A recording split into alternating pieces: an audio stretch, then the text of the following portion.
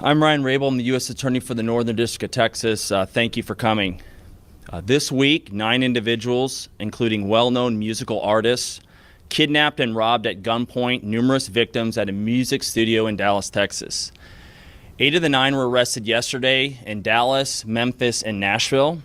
These individuals who are charged and arrested include Lontrell Williams Jr., also known as Pooh SHIESTY, Lontrell Williams Sr., Rodney Wright Jr., also known as Big 30, Kadarius Waters, Demarion Gibson, DeMarcus Glover, Corday Johnson, Darian McDaniel, and Terrence Rogers has not been arrested yet, but will be soon. The complaint alleges that on January 10th of this year, 3 music industry professionals traveled to Dallas for a scheduled business meeting. Lontrell Williams Jr. arranged this meeting purportedly to discuss the terms of his recording contract with one of the victims. As alleged, once these 3 men were inside the recording studio, Williams Jr. and 8 co-conspirators, several of whom traveled from Memphis, Tennessee, executed a coordinated armed takeover. As alleged, Williams Jr. produced an AK-style pistol and forced one of the victims to sign a release from the recording contract at gunpoint. The remaining conspirators displayed firearms and robbed the other victims of Rolex watches, jewelry, cash, and other high-value items. One of the victims was actually choked by one of the defendants to the point of near unconsciousness.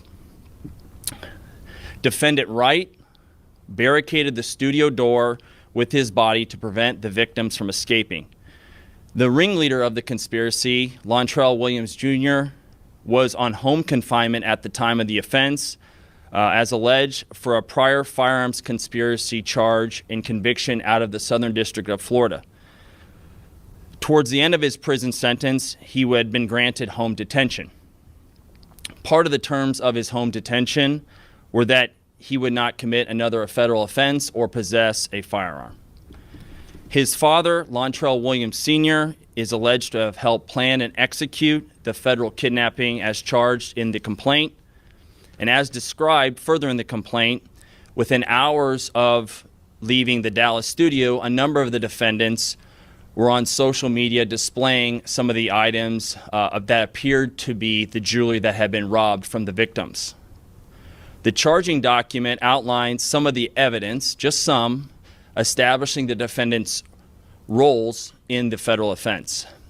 This is as follows: electronic monitoring data placing Williams Jr. at the offense location, which would put him in violation of his home detention conditions.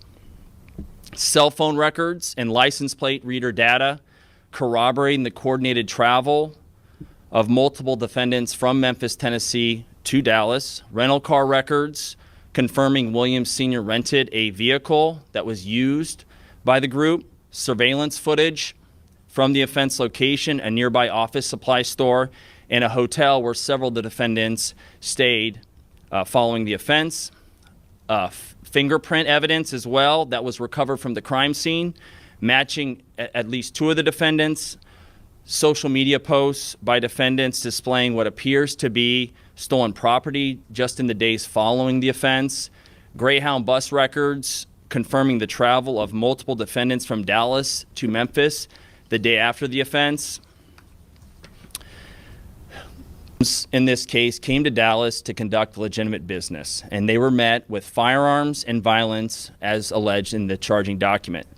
This case should serve as a warning to others who believe that using violence and intimidation tactics to rob others in our community is a viable way to conduct business. I'm here to say that it is not, and that if you choose to do this, we will, together with our law enforcement partners here and the other ones in the Northern District of Texas, will bring you swiftly to justice.